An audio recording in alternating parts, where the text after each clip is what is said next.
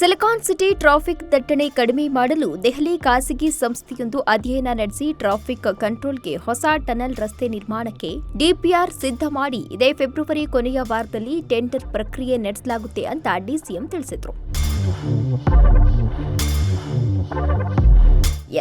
ಬೆಂಗಳೂರು ಬೆಳೆದಂತೆ ನಗರದಲ್ಲಿ ಹಲವು ಸಮಸ್ಯೆಗಳು ಕೂಡ ಬೆಳೀತಾ ಇದೆ.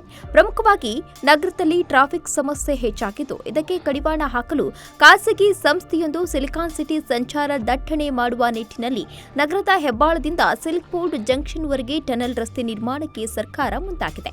ನಿನ್ನೆ ನಡೆದ ಅಧಿಕಾರಿಗಳ ಸಭೆಯಲ್ಲಿ ಖುದ್ದು ಡಿಸಿಎಂ ಡಿಕೆ ಶಿವಕುಮಾರ್ ರವರೇ ಈ ಬಗ್ಗೆ ಮಾಹಿತಿಯನ್ನ ನೀಡಿ ಇದೇ ಫೆಬ್ರವರಿ ಕೊನೆಯ ವಾರದಲ್ಲಿ ಟೆಂಡರ್ ಕರೆಯಲಾಗ್ತಾ ಇದೆ. ಸುಮಾರು 17.780 ಕೋಟಿ ವೆಚ್ಚದಲ್ಲಿ ಈ ಟನಲ್ ರಸ್ತೆ ನಿರ್ಮಾಣ ಆಗುತ್ತೆ. ಈ ಯೋಜನೆ 3.5 ವರ್ಷಗಳಲ್ಲಿ ಪೂರ್ಣಗೊಳ್ಳುತ್ತೆ ಅಂತ ತಿಳಿಸಿದರು. ಟೆಂಡರ್ಗೆ 17,780 ಕೋಟಿ ರೂಪಾಯಿ ಈಗಾಗಲೇ ಜಿಎಸ್ಟಿ ಸೇರಿ ಅದಕ್ಕೆ ಈಗಾಗಲೇ 2 ಪ್ಯಾಕೇಜ್ಗೆ ನೆಕ್ಸ್ಟ್ ಈ ಫೆಬ್ರವರಿಗೆ ಎಂಡ್ಗೆ ಟೆಂಡರ್ ಕರೆದು ಈಚೆ ಫ್ಲೋಟ್ ಆಗಬೇಕು ಅಂತ ಡೈರೆಕ್ಷನ್ಸ್ ಕೊಟ್ಟಿದ್ದೀನಿ. ಸೊ ಒಂದು 3 ವರ್ಷದಲ್ಲಿ ಅದು ಮುಗಿಬೇಕು ಅನ್ನೋದು ಹೇಳಿದ್ದೀನಿ, ಡೈರೆಕ್ಷನ್ಸ್ ಕೊಟ್ಟಿದ್ದೀನಿ. ಕೆಲವು ಏನೇನೋ ಹೆಚ್ಚಿತ್ತು, ಗವರ್ಮೆಂಟ್ ಅವರು ಕೂಡ ಅದಕ್ಕೆ ಅವ್ರಿಗೆ ಗ್ಯಾರಂಟಿ ಕೊಡ್ಲಿಕ್ಕೆ ಅದಕ್ಕೂ ಕೂಡ ಒಪ್ಕೊಂಡಿದ್ದಾರೆ. ನಾವು BBMP ಅವರು ಕೂಡ ಸ್ವಲ್ಪ ಹಣ ಹಾಕ್ತಾರೆ, ಮಿಕ್ಕಿದ್ದು ಸರ್ಕಾರದ ಗ್ಯಾರಂಟಿ ಕೇಳಿದ್ದೀವಿ. ಸೊ ಅದು ಕೂಡ ಫಸ್ಟ್ ಲೆಂತ್ ಮಾಡಕ್ಕೆ. ಇನ್ನು ಈ ಯೋಜನೆಗೆ ಬಿಬಿಎಂಪಿ ಹಾಗೂ ಸರ್ಕಾರ ಸ್ವಯಂ ಹಣ ನೀಡುತ್ತೆ. ಉಳಿದ ಹಣವನ್ನ ಸರ್ಕಾರ ಗ್ಯಾರಂಟಿ ನೀಡಿ ಬ್ಯಾಂಕ್ನಿಂದ ಸಾಲ ಪಡೆಯುತ್ತೇವೆ. ಈಗಾಗಲೇ ಹಲವು ಬ್ಯಾಂಕ್ಗಳು ಸಾಲ ಕೊಡುವುದಕ್ಕೆ ಮುಂದೆ ಬಂದಿವೆ. ಏಪ್ರಿಲ್ ತಿಂಗಳಲ್ಲಿ ಕಾಮಗಾರಿ ಆರಂಭವಾಗುತ್ತೆ ಅಂತ ತಿಳಿಸಿದ್ರು.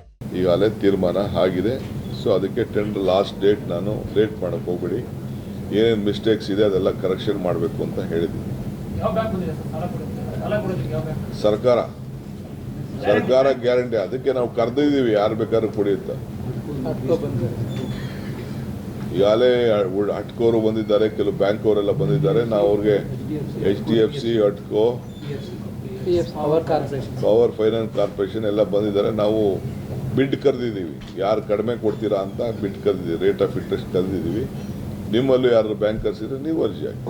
ಒಟ್ನಲ್ಲಿ ಬ್ರ್ಯಾಂಡ್ ಬೆಂಗಳೂರಿನ ಸಂಚಾರ ದಟ್ಟಣೆ ನಿಯಂತ್ರಣಕ್ಕೆ ರಾಜ್ಯ ಸರ್ಕಾರ ಹಾಗೂ ಬಿಬಿಎಂಪಿ ಹೊಸ ಯೋಜನೆ ಅನುಷ್ಠಾನಕ್ಕೆ ಬಂದರೆ ನಗರದಲ್ಲಿ ಟ್ರಾಫಿಕ್ ಕಂಟ್ರೋಲ್ ಆಗುತ್ತಾ ಅಂತ ಕಾದು ನೋಡಬೇಕಿದೆ.